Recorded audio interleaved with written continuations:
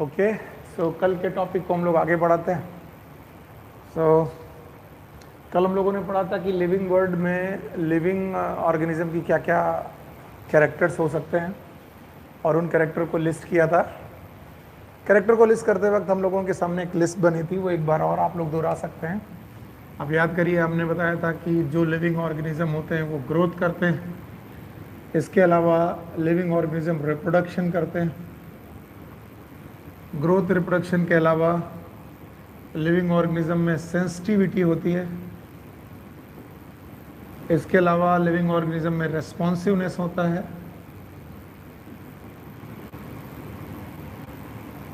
इसके अलावा मेटाबॉलिज्म होती है, यानी लिविंग ऑर्गेनिज्म मेटाबॉलिज्म करते हैं। ये 5 मेन कैरेक्टर के अलावा मैंने बताया था सेल्फ रेप्लिकेट कर सकते हैं। ओके, सेल्फ ऑर्गेनाइज होते हैं,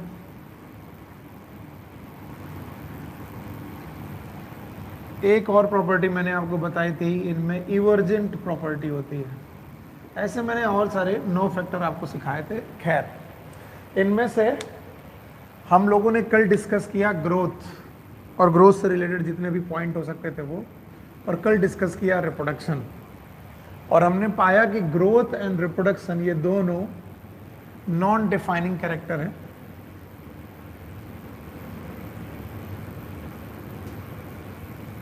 नॉन डिफाइनिंग कैरेक्टर का मतलब है जरूरी नहीं कि ये हर लिविंग ऑर्गेनिज्म के साथ एक कैरेक्टर एसोसिएट ही हो। इन दोनों में से जो ग्रोथ नाम का कैरेक्टर है वो लिविंग के साथ साथ नॉन लिविंग लोगों के बीच में भी होता है, ग्रोथ बाय एक्यूमुलेशन वाला कैरेक्टर।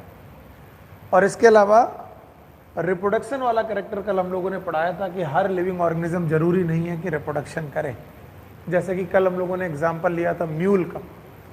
तो जब म्यूल के बारे में बताया गया तो बताया गया वो एक स्टेराइल प्राणी है, और स्टेराइल प्राणी होने की वजह से हमने कहा कि वो रिप्रोडक्शन नहीं कर सकता। तो ज़रूरी नहीं कि दुनिया का हर लिविंग ऑर्गेनिज्म रिप्रोडक्शन करे ही, इसलिए वो डिफाइनिंग कैरेक्टर नहीं बन पाया। ठीक है, तो आज इतने सारे कैरेक्टर पढ़ाने के बाद, इन 2 कैरेक्टर पढ़ाने के बाद आज मैं मेटाबॉलिज्म नाम के कैरेक्टर की तरफ आगे बढ़ रहा हूँ। ऑल्दो अभी मैंने सेंसिटिविटी और रेस्पॉन्सिवनेस आपको नहीं पढ़ाई है, लेकिन आज का हमारा टॉपिक है metabolism. First of all, what is metabolism? वैसे तो बचपन से जब से हम लोगों ने पढ़ना चालू किया और हमने पाया कि मेटाबॉलिज्म को हम लोग एक ही डेफिनेशन से बोलते हैं, it is sum total of all chemical reaction. Sum total of all chemical reaction occurring in living cell. किसी भी जीवित कोशिका के अंदर होने वाली सारी sum total of all chemical reactions, इनको हम लोग मेटाबॉलिज्म कहते हैं, या फिर occurring in living body. Living cell के अलावा लिविंग बॉडी में भी जितनी भी रिएक्शंस हो रही हैं उन्हें हम लोग मेटाबॉलिज्म की संज्ञा देंगे। एक ही बात है कि मेटाबॉलिज्म में जो सम total of all chemical reaction है ये कैसे डिफाइन की जा सकते हैं, तो उनको समझने के लिए मैं आपसे बताना चाहता हूं कि जब सेल बनी, ध्यान से समझिएगा, जब इस दुनिया में सेल बनी तो सेल के अंदर आया प्रोटोप्लाज्म। याद रखना, प्रोटोप्लाज्म। और इस प्रोटोप्लाज्म के अंदर यू नो दैट न्यूक्लियस भी रहा और साइटोप्लाज्म भी आया, और इस साइटोप्लाज्म में आए बायोमॉलिक्यूल्स। बहुत आसानी से समझने की कोशिश कीजिए। इस साइटोप्लाज्म के अंदर कंपाउंड्स,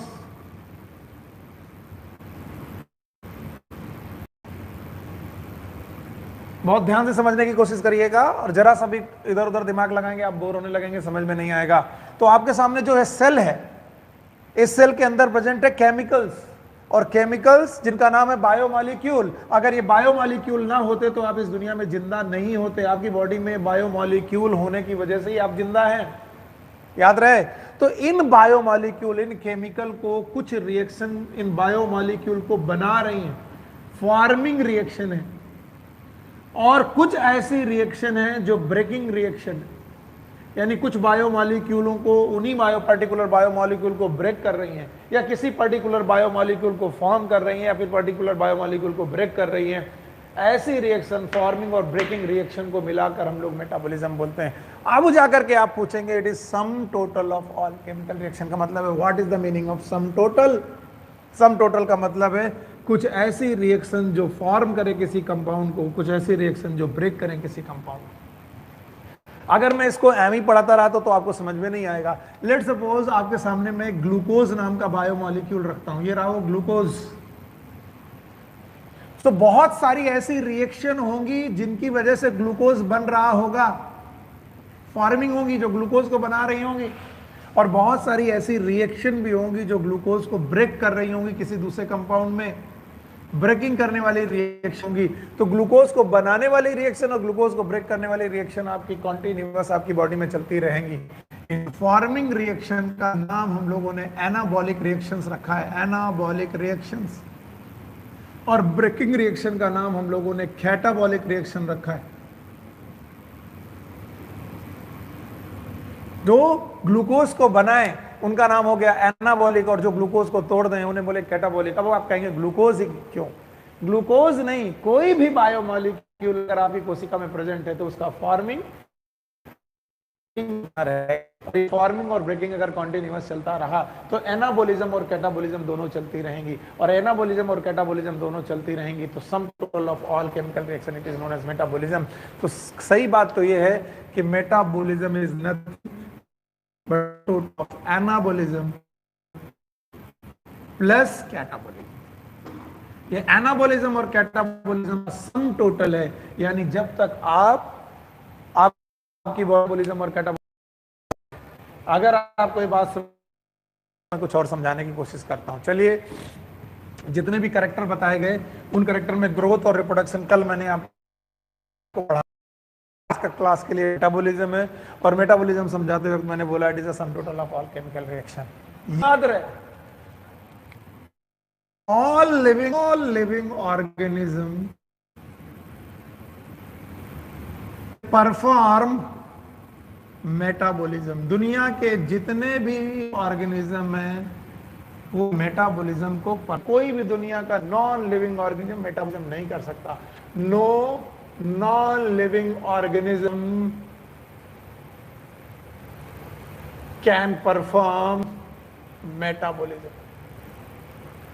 जो मेटाबॉलिज्म है किसी नॉन लिविंग ऑर्गेनिज्म के द्वारा कभी भी परफॉर्म नहीं होती। अब आपको 2 मिनट रुक करके मेरी एक बात समझनी, बात यूं समझनी है कि जैसे जैसे ओरिजिन ऑफ लाइफ शुरू हुई, प्लीज ध्यान सुने, इस दुनिया में जीवन की उत्पत्ति शुरू हुई तो बहुत सारे केमिकल्स आपस में जुड़ते गए। कहते हैं कि भैया जो लिविंग चीजें जिंदा प्रोड्यूस हुई हैं इस धरती पे वो नॉन लिविंग चीजों से बनी है। तो क्या हुआ, समुद्र के अंदर ये केमिकल्स जो है वो इकट्ठा होते रहे। ये जो केमिकल्स हैं एग्रीगेट करके एक केमिकल का समूह बनाते हैं जिसे बोलते हैं कोजरवेट्स। जब कभी आप ओरिजिन ऑफ लाइफ पढ़ेंगे तो ये बात आप में आएगा। जैसे जैसे केमिकल इकट्ठा होते रहे, बहुत सारे केमिकल यहाँ थे नॉर्मल इनऑर्गेनिक केमिकल से ऑर्गेनिक बना, ऑर्गेनिक से लार्जर ऑर्गेनिक बना, और लार्जर ऑर्गेनिक से और लार्जर ऑर्गेनिक बना, फिर ये कोजरवेट नाम का एक स्ट्रक्चर बना। बोलते हैं कोजरवेट नाम का जो स्ट्रक्चर था ये केमिकल का समूह था, केमिकल ग्रुप था, ये केमिकल का ग्रुप था, बट नॉन लिविंग था। क्या था? Non living. तो ऐसे नॉन लिविंग होने के बाद नॉन लिविंग था, लेकिन इसी कोजरवेट से पहली सेल बनी। तो जब कोई पूछे कि सेल और कोजरवेट में डिफरेंस क्या है तो बोलेंगे कि बेटा कोजरवेट में भी केमिकल ग्रुप्स पाए जा रहे हैं, केमिकल कंपाउंड पाए जा रहे हैं, और सेल में भी, याद रखना, सेल में भी केमिकल्स पाए जा रहे हैं। जब ये भी केमिकल का समूह है और ये भी केमिकल का समूह है, दोनों केमिकल का समूह है, मानकर देखिए कोजरवेट भी केमिकल का समूह और कोशिका भी केमिकल का ही समूह है, तो ये नॉन लिविंग क्यों है और इसे लिविंग क्यों माना गया?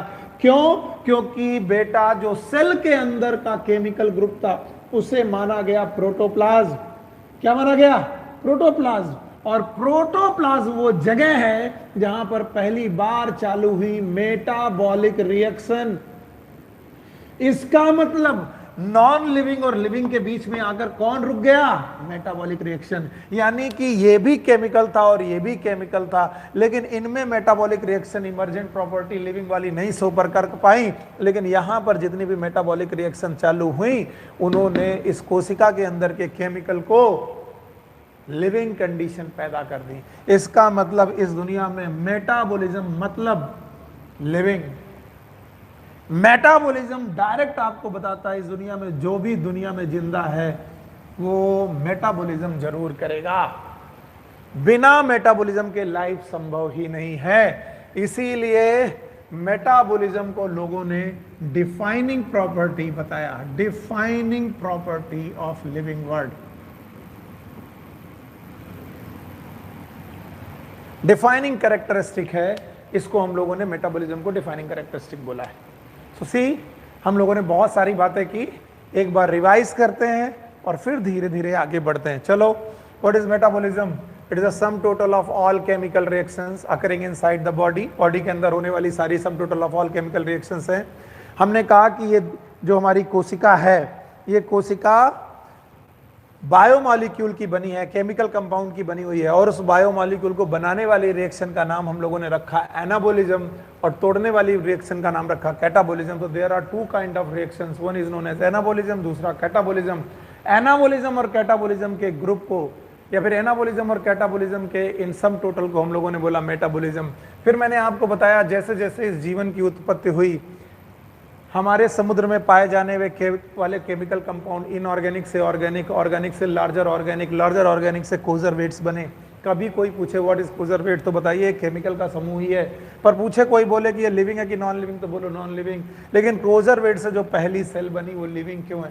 वो भी केमिकल कंपाउंड है, लेकिन उन दोनों के बीच में क्या बीच में आ गई? Metabolic reactions. ओके, सो मेटाबॉलिज्म इस दुनिया में जहां जहां है वहां पर लिविंग कंडीशंस जरूर होंगी। मेटाबॉलिज्म मतलब living conditions. Okay, one thing more, जब भी मेटाबॉलिक रिएक्शंस हो रही होंगी, let's suppose A compound B नाम के कंपाउंड में चेंज हो रहा है। ओके, ये ए नाम का जो सबस्ट्रेट है बी नाम के किसी प्रोडक्ट में चेंज हो रहा है, तो ये एक केमिकल रिएक्शन ही है, लेकिन this chemical reaction will be catalysed.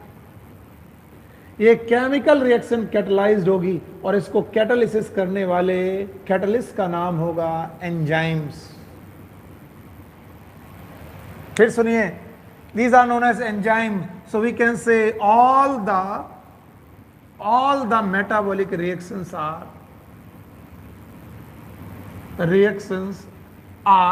catalyzed by enzyme।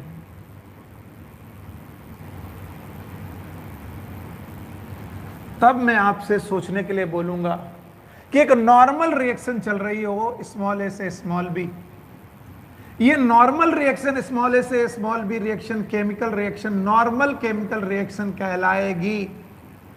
लेकिन वहीं पर एक कैपिटल ए कैपिटल बी के दूसरी एक रिएक्शन चल रही है और उस रिएक्शन को आपने बोला कि सर ये मेटाबॉलिक रिएक्शन है। तो मैंने पूछा कि मेटाबॉलिक रिएक्शन भी तो एक केमिकल रिएक्शन है। आपने कहा ठीक है सर, मेटाबॉलिक रिएक्शन भी एक केमिकल रिएक्शन है, नॉर्मल रिएक्शन की तरह केमिकल रिएक्शन है, लेकिन फिर भी इसे मेटाबॉलिज्म क्यों नहीं बोल रहे हैं और इस रिएक्शन को मेटाबॉलिज्म क्यों बोल रहे हैं? क्योंकि इन दोनों रिएक्शन में एक ही डिफरेंस है, दैट इज एंजाइम्स। इसका मतलब इस दुनिया में वो सारी रिएक्शंस जो एंजाइम की प्रेजेंस में हो रही हैं, they are known as metabolic reactions. इन्हें बोलेंगे मेटाबॉलिक रिएक्शंस। तो अभी अभी मैंने तुम्हें बताया कि कोशिका के अंदर पाए गए प्रोटोप्लाज्म में ऐसी क्या खास बात थी जो कोजरवेट में नहीं थी? यस, प्रोटोप्लाज्म में पाए गए जो भी प्रोटोप्लाज्म था उनमें जो भी बेटा रिएक्शंस चल रही थी वो कैटलाइज्ड हो गई थी। ये नॉर्मल कैटालिसिस नहीं हुई थी बल्कि एंजाइम की प्रेजेंस में हुई थी, और एंजाइम्स की प्रेजेंस में कैटलाइज होने की वजह से हम लोगों ने इन रिएक्शन का नाम लिविंग रिएक्शन रख दिया और इन लिविंग रिएक्शन को हम लोगों ने मेटाबॉलिक रिएक्शन बोला। तो देखा जाए, प्रोटोप्लाज्म ना होता तो एंजाइम ना होते, मेटाबॉलिक रिएक्शन ना होती और इसका मतलब इस दुनिया में जीवन ना होता। इसलिए प्रोटोप्लाज्म को हम लोग फिजिकल बेसिस ऑफ लाइफ बोलते हैं। Physical basis of life. अगर इस दुनिया में प्रोटोप्लाज्म ना होता तो दुनिया में लाइफ भी ना होती। क्यों? क्योंकि प्रोटोप्लाज्म ना होता तो मेटाबॉलिज्म ना होती, और मेटाबॉलिज्म ना होती तो लिविंग कंडीशंस ना होती। क्या आप इस बात को समझ पाए कि भाई मेटाबॉलिज्म कितनी इंपॉर्टेंट चीज है? ओके, अब वो आपको कुछ बातें और समझाने की कोशिश करते हैं। वो कहते हैं कि सर जी आप टेस्ट ट्यूब ले लो। मैंने कहा ठीक है भाई, टेस्ट ट्यूब ले लिया। ओके, और बोलते हैं टेस्ट ट्यूब में आप कुछ सबस्ट्रेट डाल दो। ठीक है, मैंने कहा मैंने सबस्ट्रेट डाल दिया। बोलते हैं इस सबस्ट्रेट में कुछ आप एंजाइम डाल दो। मैंने कहा ठीक है भाई, एंजाइम डाल दिया। तो हमने कहा टेस्ट ट्यूब में ओके कुछ सबस्ट्रेट है, एक या दो सबस्ट्रेट प्रेजेंट हैं और एंजाइम प्रेजेंट हैं, तो क्या वहां पर मेटाबॉलिक रिएक्शन होने लगेंगी? यस, बिल्कुल होने लगेंगी, क्योंकि मेटाबॉलिक रिएक्शन के लिए मैंने बताया है कि this reaction must be catalysed bye enzyme. तो टेस्ट ट्यूब में होने वाली वो रिएक्शन जो एंजाइम की प्रेजेंस में कैटलाइज्ड हो रही हैं, उन्हें हम लोग मेटाबॉलिक रिएक्शन बोलेंगे। यस, तो बताओ क्या इन रिएक्शन को हम लिविंग रिएक्शन बोल सकते हैं? बिल्कुल, घबराना मत, खूब बिंदास तरीके से बोलिए कि यस, यहां पर ये रिएक्शन लिविंग रिएक्शन है। पर क्या ये लिविंग रिएक्शन होने की वजह से, इस लिविंग रिएक्शन होने की वजह से ये टेस्ट ट्यूब पूरी की तरह लिविंग हो गई? नो, टेस्ट ट्यूब को हम लोग लिविंग नहीं बोल पाएंगे। क्यों नहीं बोल पाएंगे? क्योंकि ये तो एक फिजिकल थिंग है।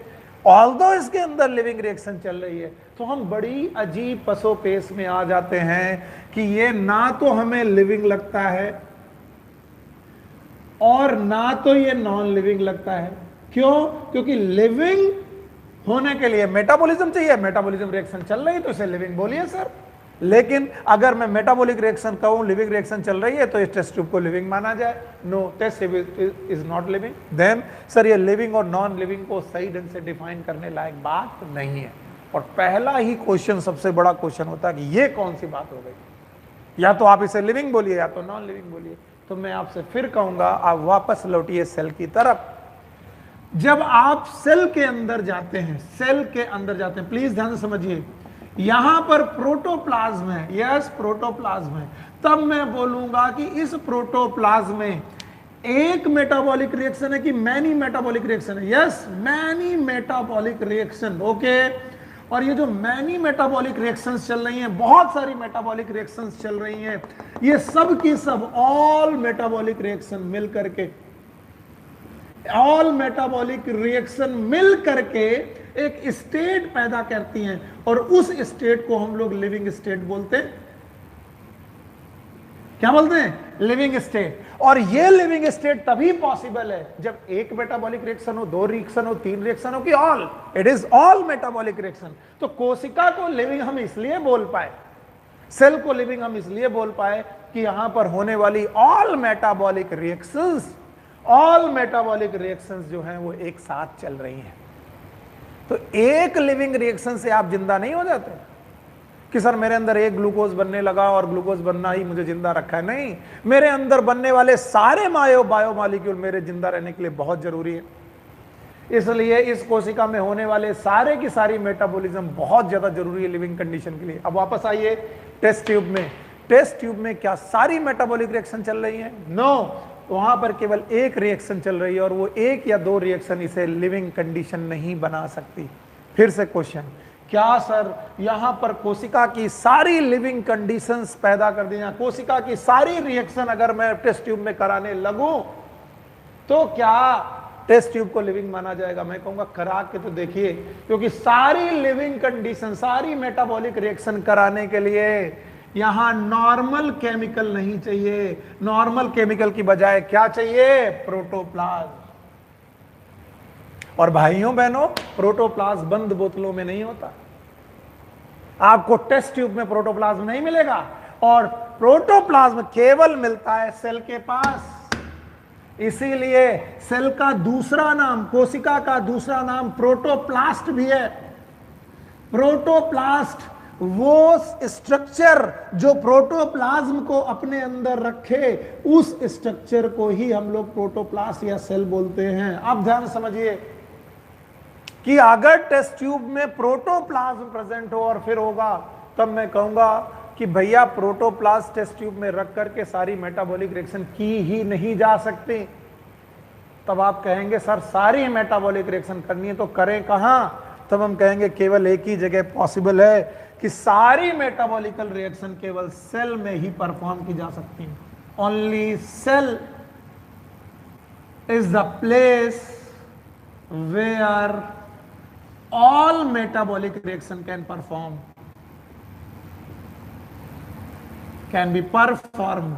और अगर सारी मेटाबॉलिक ही की जा सकती हैं तो सेल के अलावा दुनिया में और कोई चीज नहीं हो सकती। इसीलिए बेटा हमने बचपन से पढ़ा है सेल इज, याद करो हम लोगों ने बचपन से पढ़ा है कि cell is a structural and functional unit of life. यानी सेल से छोटा स्ट्रक्चर पॉसिबल नहीं है जिसमें जिंदगी हो, और सेल से छोटा फंक्शन भी पॉसिबल नहीं है जिसमें लाइफ हो। इसका मतलब लाइफ होने के लिए मिनिमम रिक्वायरमेंट क्या है? सेल।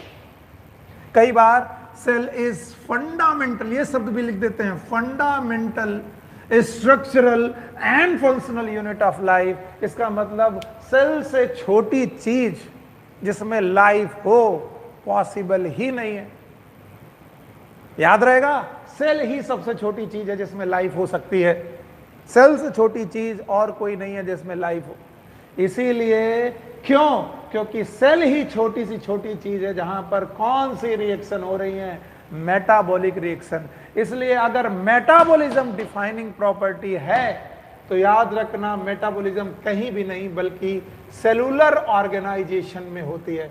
तो आप याद रखने सेलुलर ऑर्गेनाइजेशन, सेल का organization is also a defining property, it is a defining property of living being. तो जितना मेटाबॉलिज्म इंपॉर्टेंट है उतना ही सेलुलर स्ट्रक्चर इंपॉर्टेंट है, क्योंकि सारी मेटाबॉलिक रिएक्शन टेस्ट ट्यूब में करवाई जा ही नहीं सकती। और सारी मेटाबॉलिक रिएक्शन करवाने के लिए आपको क्या चाहिए?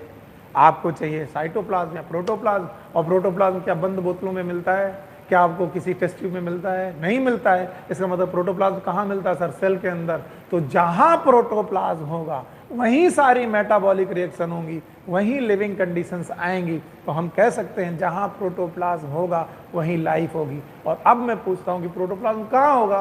तो आप बोलोगे सेल के अंदर। तो आप क्या बोलोगे? Cellular organization is also very important for the living being. So this was again a defining property जो आपको मालूम होनी चाहिए थी। ओके, चलिए रब करते हैं। ग्रोथ और रिप्रोडक्शन के बाद आज हम लोगों ने मेटाबॉलिक रिएक्शंस पढ़ी और मेटाबॉलिक रिएक्शन को समझने की कोशिश की। मैं मिटा रहा हूँ, आप मुझे बताइए what is metabolic reactions?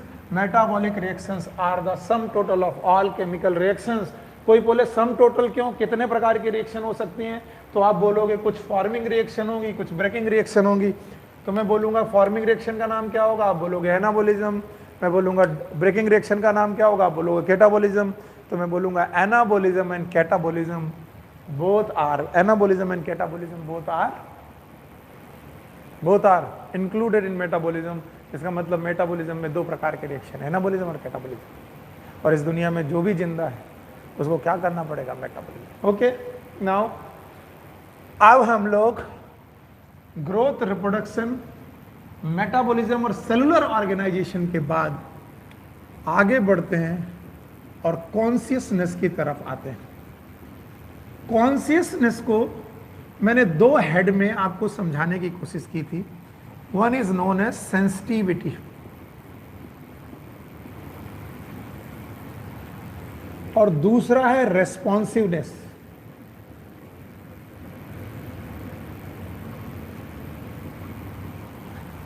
One is known as sensitivity, another one is known as responsiveness. Sensitivity और responsiveness को समझने के लिए सबसे पहले समझिए stimulus।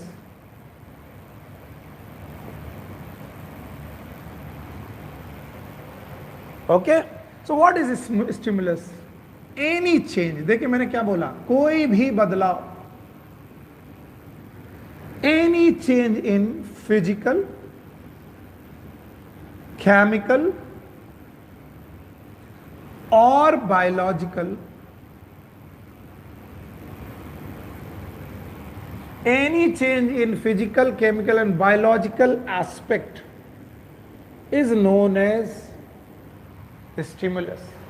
मेरे चारों तरफ अगर कोई फिजिकल बदलाव हो रहा है, मान लीजिए एक बॉल इधर से इधर जा रही है, मेरे सामने एक प्राणी इधर से निकल गया, या फिर कोई भी मूविंग चीज आ रही है, या कोई भी फिजिकल चेंज, सनलाइट आ रही है, अंधेरा हो रहा है, एनी फिजिकल चेंज, या मेरे अंदर या मेरी बॉडी के अंदर या मेरी बॉडी के बाहर कोई केमिकल चेंज हो जाए, या मेरी बॉडी के अंदर कोई बायोलॉजिकल चेंज हो जाए, तो any change which is physical, chemical और biological, it is known as stimulus.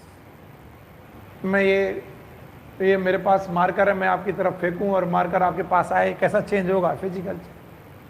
तो कोई भी चेंज जो इस दुनिया में प्रेजेंट है, या तो फिजिकल है या केमिकल है या बायोलॉजिकल है, फिजिकल, केमिकल या बायोलॉजिकल जो चेंजेस हैं, इन चेंजेस को हम लोग बोलते हैं स्टिमुलस. याद रखना, स्टिमुलस को जो सेंस कर ले, यानी इन चेंजेस को अगर कोई सेंस करने की कैपेबिलिटी रखता है, इसे बोलते हैं सेंसिटिविटी. मैं बैठा हूं कमरे में, अचानक लाइट जली, मैंने देखा लाइट जल गई, it is known as sensitivity. Okay, sensitivity. अब ये लाइट जल गई तो मैं इस लाइट को रिस्पॉन्स करूंगा. हो सकता है लाइट बहुत ज्यादा ब्राइट हो, मैं आंखें बंद कर लूं. लाइट जली, मैंने जानना इट इज सेंसिटिविटी, लेकिन आंख बंद करना इस लाइट कॉल के लिए रिस्पॉन्स है. तो याद रखना, स्टिमुलस को सेंस करना it is known as sensitivity, और स्टिमुलस को रिएक्ट करना, to react the stimulus is known as it is responsiveness. तो याद रखना, अगर इस दुनिया में कोई भी ऑर्गेनिज्म है और उस ऑर्गेनिज्म में सेंसिटिविटी है और साथ में उसमें रेस्पॉन्सिवनेस है, तो सेंसिटिविटी और रेस्पॉन्सिवनेस दोनों को मिलाकर हम लोग क्या बोलेंगे? कॉन्शियसनेस है. ओके, अब बेटा सेंसिटिविटी किस वजह से आती है? Due to sense organ. Sensitivity आने के लिए हमारे पास है sense organ. Like animals have the sense organ. इस दुनिया में सारे एनिमल के पास सेंस ऑर्गन है, और वो बेटा सेंस ऑर्गन के द्वारा ऑलमोस्ट सारे, कुछ लोअर ऑर्गेनिज्म के पास सेंस ऑर्गन नहीं है तो बेटे रिसेप्टर होंगे.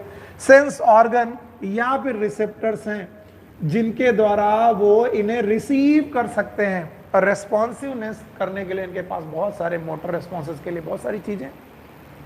तो अगर मैं सेंस कर पा रहा हूं, इसका मतलब मेरे अंदर सेंसिटिविटी है, मेरे पास सेंस ऑर्गन है, इसका मतलब मैं लिविंग हूं. तो बोलते हैं consciousness is a living property,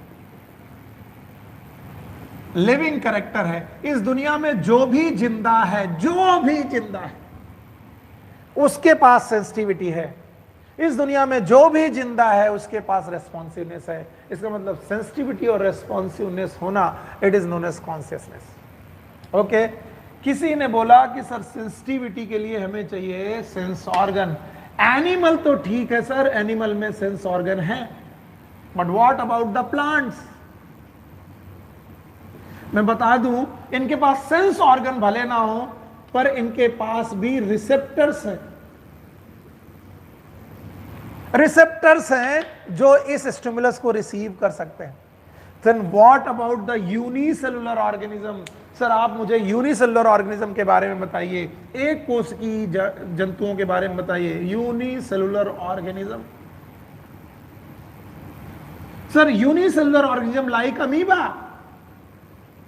like bacteria, जिनके पास कोशिका ही एक है, तो क्या सर उनके पास सेंस ऑर्गन है?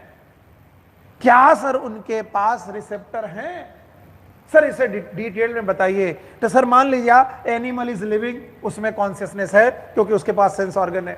सर मान लिया प्लांट लिविंग है, लिविंग प्लांट के पास रिसेप्टर है, वो फोटो पीरियड को रिस्पॉन्स कर सकते हैं, लॉन्ग डे प्लांट हो सकते हैं, शॉर्ट डे प्लांट हो सकते हैं, मान लिया सर. लेकिन अब आप मुझे यूनिसेलुलर ऑर्गेनिज्म के बारे में बताइए, क्या अमीबा और पैरामीशियम के पास भी रिसेप्टर हैं? मैं फंस जाऊंगा, क्योंकि ना मुझे वहां सेंस ऑर्गन दिखाई पड़ेंगे, ना मुझे वहां रिसेप्टर दिखाई पड़ेंगे. फिर क्या करें? फिर हम देखते हैं कि यार कॉन्शियसनेस तो सेलुलर लेवल पर, प्रोटोप्लाज्म लेवल पर होती है। भैया बहुत इंपॉर्टेंट पॉइंट, प्रोटोप्लाज्म के अंदर इरिटेबिलिटी पाई जाती है, इसे कभी मत भूलिएगा वरना आप डिफाइन नहीं कर पाएंगे बहुत सारी चीजों को। इरिटेबिलिटी पाई जाती है, आप इसमें कोई भी स्टिमुलस डालें, प्रोटोप्लाज्म इस स्टिमुलस के को रिसीव करने के बाद प्रोटोप्लाज्म इरिटेट होता है, वाइब्रेशंस चेंज होते हैं, these are known as irritability. और ये irritability is nothing but sensitivity and responsiveness together. Sensitivity and responsiveness together present in protoplasm. तो भैया अभी थोड़ी देर पहले मैंने आपको पढ़ाया था कि protoplasm is a physical basis of life. अगर प्रोटोप्लाज्म है तो कॉन्शियसनेस होगी भाई। इसका मतलब कॉन्शियसनेस होने का ब्रेन से कोई लेना देना नहीं है। हाँ, ब्रेन से भी लेना देना है, केवल ब्रेन से लेना देना नहीं। क्यों? क्योंकि आप फंस जाएंगे कि क्या सर एनिमल कॉन्शियस हैं, तो आप बोलोगे यस। क्यों? क्योंकि एनिमल के पास सर ब्रेन है। यस, बिल्कुल ब्रेन है, पर मैं आपको अभी फंसा देता हूं। बताइए क्या प्लांट कॉन्शियस हैं? आप बोलोगे यस सर प्लांट कॉन्शियस हैं। तब मैं पूछूंगा क्या प्लांट में ब्रेन है? आप बोलेंगे नहीं है सर, फंस जाएंगे आप। इसका मतलब ब्रेन होना कोई गारंटी नहीं है कॉन्शियसनेस की। तो फिर कॉन्शियसनेस होने की गारंटी क्या है? Yes, this protoplasm. अगर आपके चारों तरफ प्रोटोप्लाज्म है, आपके पास प्रोटोप्लाज्म है, आप कॉन्शियस हैं, और इस कॉन्शियसनेस को हम लोग बोलते हैं cellular level of consciousness.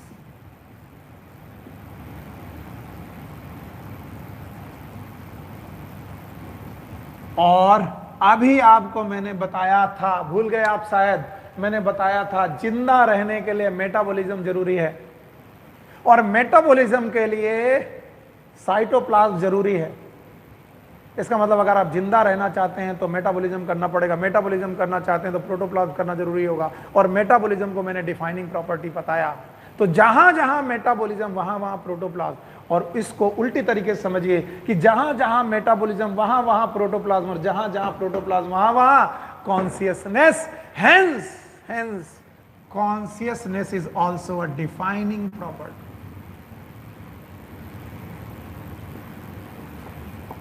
Consciousness भी एक डिफाइनिंग प्रॉपर्टी हो गई। समझ गए?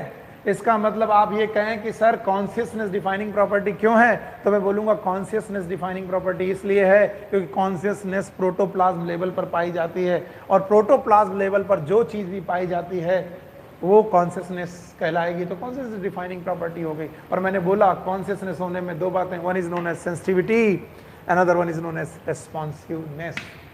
कितना आसान हो गया हमें समझना कि कॉन्शियसनेस भी एक डिफाइनिंग प्रॉपर्टी है। क्यों?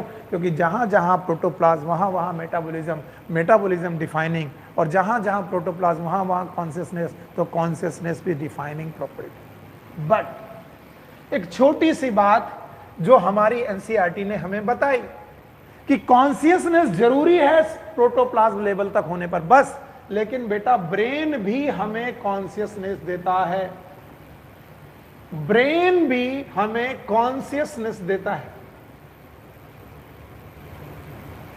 और ये जो कॉन्शियसनेस होती है ये सेंस ऑर्गन के लेवल पर होती है, सेंस ऑर्गन लेवल।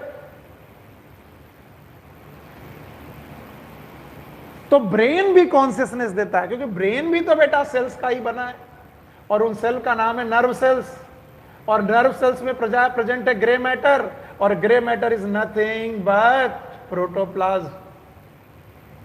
तो भैया ब्रेन कोई ऐसा अलग से चीज नहीं है, ब्रेन भी कोशिकाओं का बना है, और ब्रेन का जो कॉन्शियसनेस है वो बेटा सेंस ऑर्गन लेवल पर है। हम देख पा रहे हैं, हमारी आंखें सेंस ऑर्गन, आंखें देख पा रही है, कान सुन पा रहे, टंग टेस्ट को ले पा रही है, नाक स्मेल को ले पा रही है, स्किन इसको टच को समझ पा रही है। इसका मतलब ये ब्रेन का जो कॉन्शियसनेस है ये सेलुलर कॉन्शियसनेस के से अलग है, लेकिन उसी की प्रॉपर्टी से इमर्ज हुई। वन मोर थिंग, ब्रेन रखने की वजह से ह्यूमन में इंटेलिजेंस आ गया, ह्यूमन दे गॉट इंटेलिजेंस, और इंटेलिजेंस आने की वजह से अकेला human is the only animal जो सेल्फ कॉन्शियस है, जो अपने बारे में कॉन्शियस है, सेल्फ कॉन्शियस है। Human is the only animal which is known as self conscious. याद रखना, कॉन्शियसनेस सब में होती है, हर लिविंग ऑर्गेनिज्म में होती है, चाहे वो यूनिसेलुलर से चले मल्टी सेलुलर तक जाइए, prokaryote, eukaryote, everywhere there is a consciousness. लेकिन सेल्फ कॉन्शियसनेस केवल और केवल ह्यूमन बीइंग में होती है। ह्यूमन बीइंग के अलावा इस दुनिया में सेल्फ कॉन्शियसनेस कैसे? हम देखते हैं कि हमने क्या कपड़े पहने, हम देखते हैं कि हम क्या बोल रहे, हम देखते हैं कि हमें कैसा व्यवहार करना। जानवर ऐसा व्यवहार, दूसरे जानवर ऐसा व्यवहार नहीं करते, वो कहीं पर भी कुछ भी कर सकते हैं। सो सेल्फ कॉन्शियसनेस इंटेलिजेंस की वजह से आया, और इंटेलिजेंस की वजह से ही, क्योंकि ये ब्रेन से चालू होती है, और इंटेलिजेंस की वजह से हम लोग सेल्फ कॉन्शियस हुए। तो प्लीज, जो लोग भी इस दुनिया में कॉन्शियसनेस को ब्रेन की प्रॉपर्टी मान लेते हैं वो ठीक मानते हैं, लेकिन केवल ब्रेन की प्रॉपर्टी मान लेते हैं वो गलत मानते हैं। ब्रेन ना होने के बावजूद भी देयर में बी कॉन्शियसनेस, बिना ब्रेन की भी कॉन्शियसनेस हो सकती है। प्लांट इसका एग्जाम्पल है। तो याद रहे, कॉन्शियसनेस केवल ब्रेन की प्रॉपर्टी हो, इसे छोड़ दीजिए, इसे मत टेंशन लीजिए, ऐसा मत समझिए कि ब्रेन की प्रॉपर्टी है। इसीलिए consciousness is the property of all living organism. Her living organism की प्रॉपर्टी है, वेदर इट इज प्रोकैरियोट और यूकैरियोट्स और प्लांट्स और एनिमल। इस दुनिया में जितने लोग हैं वो सब के सब कॉन्शियस हैं। तो consciousness is the property of all living organism, इसे भूलिएगा मत। बहुत अच्छी तरीके से समझाया मैंने, और समझाने की कोशिश की, समझाया क्या, मैं समझाने की कोशिश कर रहा हूँ, आप देखिए आपको कैसा समझ में आ रहा। तो बताइए, क्या कॉन्शियसनेस का केवल ब्रेन से लेना देना है? नहीं, कॉन्शियसनेस का केवल ब्रेन से लेना देना नहीं है। कॉन्शियसनेस का लेना देना, अगर कॉन्शियसनेस का अगर बोल दो कि कौन एक ऐसी चीज़ है जो हमेशा कॉन्शियस होगी, इट इज़ प्रोटोप्लाज्म। और जहाँ जहाँ प्रोटोप्लाज्म वहाँ वहाँ मेटाबॉलिज्म, इसलिए जहाँ जहाँ कॉन्शियसनेस वहाँ वहाँ मेटाबॉलिज्म। सो आप कह सकते हैं metabolism is a okay feature, it is a feature of, और कैसा feature? Defining feature of the living organism. So आज हम लोगों ने बहुत सारे पॉइंट पे बात की। इन 2-3 पॉइंट पर आज हम लोगों ने बात की। पहले तो कल हम लोगों ने पढ़ा था ग्रोथ। देखिए मैं एक बार फिर से लिस्ट कर देता हूं। आपके सामने पढ़ा था मैंने, ग्रोथ पढ़ाया था, फिर मैंने पढ़ाया आपको रिप्रोडक्शन, ठीक है।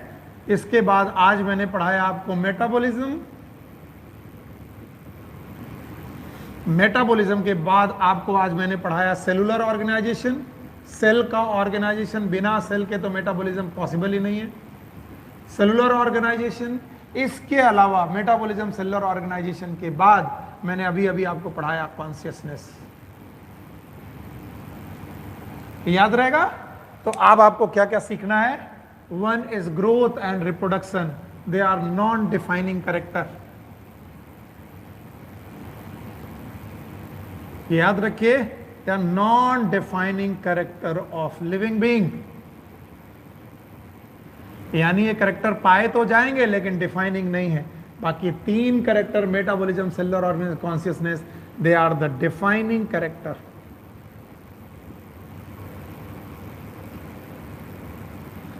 Of living being. देखिए, और ये सबसे ज्यादा पूछा जाने वाला क्वेश्चन है। इतना पढ़ने के बाद सबसे ज्यादा पूछा जाने वाला यही क्वेश्चन है, कौन डिफाइनिंग, कौन नॉन डिफाइनिंग। इसी को पूछ करके लोग नीट क्रॉस कर रहे हैं और समझ रहे हैं। सो आपके सामने defining and non defining character आ गया। अच्छा, एक फेमस क्वेश्चन है जो एनसीईआरटी आपसे पूछती है, उस क्वेश्चन को मैं आपके सामने रखता हूं। एनसीईआरटी ये क्वेश्चन आपको एक पैराग्राफ के रूप में पूछती है, और वो पूछती है, there is a human being, एक ह्यूमन बीइंग है, वो कोमाटोज है, उसको कोमा में है, वो कोमा में है। कोमा में है इसका मतलब वो ब्रेन डेड हो चुका है, उसका ब्रेन डेड हो चुका है। ओके। दूसरा ये भी बोलती है कि कोमा के साथ साथ उसका हार्ट ऑलमोस्ट फंक्शन करना बंद कर चुका है, लंग ऑलमोस्ट फंक्शन करना बंद कर चुका है, heart and lungs they are replaced by heart lung machine. यानी वो आईसीयू में पड़ा हुआ है। आईसीयू एक सेटिंग होती है हॉस्पिटल की, इसे बोलते हैं intensive care unit. ICU intensive care unit, यानी कि आईसीयू में एक ह्यूमन बीइंग पड़ा हुआ है जिसका ब्रेन डेड हो चुका है, कोमा में है वो, जिसका हार्ट और लंग फंक्शन करना बंद कर चुका है। पर हार्ट और लंग को फंक्शन कराने के लिए हमने हार्ट लंग मशीन लगा के रखी हुई है। हार्ट की जगह पर हार्ट की मशीन, एक मशीन आती है जो हार्ट और लंग का फंक्शन एक साथ करती है, हार्ट लंग मशीन बोलते हैं। और हम मानते हैं कि ये कभी भी रिट्रीव नहीं होगा, ये दोबारा कभी भी वापस आने वाला नहीं। अब वो कहते हैं ऐसे कोमेटोस आदमी को, लिविंग ऑर्गेनिज्म को लिविंग बोलेंगे या फिर नॉन लिविंग बोलेंगे? आप इसे लिविंग बोलेंगे कि नॉन लिविंग बोलेंगे? आप इस क्वेश्चन का जवाब दीजिए। और याद रखना, मुझे इतना मालूम है एनसीईआरटी पढ़ाते पढ़ाते इस क्वेश्चन पर बहुत सारे टीचर ने पीएचडी तक करके रखी हुई है और वो अपना अपना तरीका बताते हैं कि भाई वो लिविंग भी है, नॉन लिविंग भी है, कॉन्शियस भी है, नॉन कॉन्शियस भी। अगर कोमा है तो हम लोग एक बात तो कह सकते हैं कि सर वो अनकॉन्शियस है, अनकॉन्शियस है। और अगर अनकॉन्शियस है तो कॉन्शियसनेस तो नहीं है, और कॉन्शियसनेस नहीं है तो इसको नॉन लिविंग बोलना चाहिए। यस, मैं बोल रहा हूं अनकॉन्शियस है, ब्रेन डेड है, इसका मतलब ये डेथ है, ये डेथ है। फिर भी बेटा इसके हार्ट और लंग को मशीन के द्वारा चलाया जा रहा है, बट इसकी कोशिकाओं में, बाकी कोशिकाओं में, लीवर की कोशिकाओं में, किडनी की कोशिकाओं में या फिर स्किन की कोशिकाओं में ब्लड पंप किया जा रहा है। बाकी सेल उसकी लिविंग है, बाकी सेल उसकी बॉडी की लिविंग है, हार्ट लंग और ब्रेन को छोड़कर बाकी सेल उसकी लिविंग है। क्यों? क्योंकि हमने करवा रहे हैं उसे। तो अब बताइए इसे लिविंग बोलें कि नॉन लिविंग बोलें? तो मैं कहूंगा it is living at cellular level. क्यों? क्योंकि अगर सेल लिविंग है, सेल अगर लिविंग है तो इसका मतलब उसका प्रोटोप्लाज्म जिंदा है, और प्रोटोप्लाज्म जिंदा है इसका मतलब उसके प्रोटोप्लाज्म में कॉन्शियसनेस है, और अगर प्रोटोप्लाज्म में कॉन्शियसनेस है तो प्रोटोप्लाज्म में मेटाबॉलिज्म है, प्रोटोप्लाज्म में मेटाबॉलिज्म है। तो लोग बोलते हैं ये आदमी अनकॉन्शियस है। मैं कहता हूं हाँ ये आदमी अनकॉन्शियस है, लेकिन ब्रेन के लेवल पर अनकॉन्शियस है, सेल के लेवल पर अभी भी कॉन्शियसनेस है, क्योंकि जहां जहां मेटाबॉलिज्म वहां वहां कॉन्शियसनेस। ब्रेन के लेवल पर इट इज अनकॉन्शियस। तो मैं बोलूंगा कि सेलुलर लेवल पर कॉन्शियसनेस भी है, मेटाबॉलिज्म भी है, लेकिन ब्रेन के लेवल पर अनकॉन्शियस है। और याद रखना इसका सेल्फ कॉन्शियस नेचर नहीं है। सेल्फ कॉन्शियस नेचर ये केवल ब्रेन से आता है, इसका मतलब ये ब्रेन के द्वारा लिविंग नहीं है। तो हम इसे लिविंग बोलें कि नॉन लिविंग बोले? ये मेडिकल साइंस का सबसे बड़ा क्वेश्चन है कि अब इसे जिंदा बोले कि मृत बोले। तो भैया medical science brain dead organism को डेड घोषित कर देती है।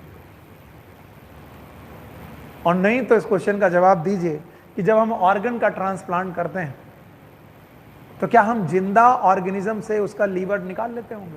मैंने बोला लेट सपोज मैं अपने लीवर को फ्लेश करूंगा, मैं लीवर को अपना दान कर दूंगा, तो क्या मेरे जिंदा रहते हुए मेरा लीवर निकाला जाएगा? नहीं, मैं मर जाऊंगा, उसके बाद मेरा लीवर निकाल करके दूसरे को दिया जाएगा। इसका मतलब मेरे मरने के बावजूद भी मेरा लीवर जिंदा है, तभी तो काम आएगा। तो इसका मतलब मैं लीवर के लेवल पर जिंदा हूं। क्यों? क्योंकि मेरे लीवर में की सेल में क्या है? कॉन्शियसनेस, मेटाबॉलिज्म है, पर मैं ब्रेन से मर चुका हूं। तो मुझे मृत घोषित करने के लिए डॉक्टर आएगा, और डॉक्टर किस बात पर मृत घोषित करेगा? कि मेरा लीवर जिंदा है इसलिए मैं जिंदा हूं? नहीं, वो कहेगा भैया ये ब्रेन डेड हो गए, इसका मतलब इनको मौत आ चुकी है। तो brain did it is a clinical death. Clinical death हम मान लेते हैं, ब्रेन लेवल पर डेथ है, इसे क्लिनिकल डेथ मान लेते हैं। तो कई बार लोग अनकॉन्शियस को बोल देते हैं कि कॉन्शियसनेस एक एक्सेप्शन है। कभी मत मानिएगा। वो बोलते हैं कि metabolism is defining property without any exception, और कुछ लोग बोल देते हैं कि consciousness is a defining property without exception in the coma. No, consciousness भी defining property without any exception, क्योंकि वहां पर हम कॉन्शियसनेस ब्रेन लेवल की नहीं कर रहे बल्कि साइटोप्लाज्म लेवल की कर रहे हैं। तो साइटोप्लाज्म लेवल की कॉन्शियसनेस ही रियल कॉन्शियसनेस है। क्यों? क्योंकि ब्रेन की कॉन्शियसनेस अगर कॉन्शियसनेस मानी जाती तो बताइए प्लांट कॉन्शियस हुए कि अनकॉन्शियस हुए? प्लांट के पास तो ब्रेन ही नहीं है, अगर प्लांट के पास ब्रेन नहीं है तो उनको अनकॉन्शियस मानना जाना चाहिए, लेकिन फिर भी प्लांट को भी कॉन्शियस मानते हैं विदाउट ब्रेन। इसका मतलब कॉन्शियसनेस ब्रेन से ही हो ये जरूरी नहीं है, कॉन्शियसनेस को हम सेलुलर लेवल पर देखते हैं। तो कॉन्शियसनेस भी डिफाइनिंग प्रॉपर्टी हुई, मेटाबॉलिज्म भी डिफाइनिंग प्रॉपर्टी हुई, और विदाउट एनी एक्सेप्शन हुई। Okay, so this was the all 5 properties: growth, reproduction, metabolism, cellular organization, consciousness। इसके बाद वाली प्रॉपर्टीज एंड डाइवर्सिटी और लास्ट, ये सब चीज़ें हम लोग कल की क्लास में आगे कंटिन्यू रखेंगे। So take care, good luck, bye bye. Ankit, अंकित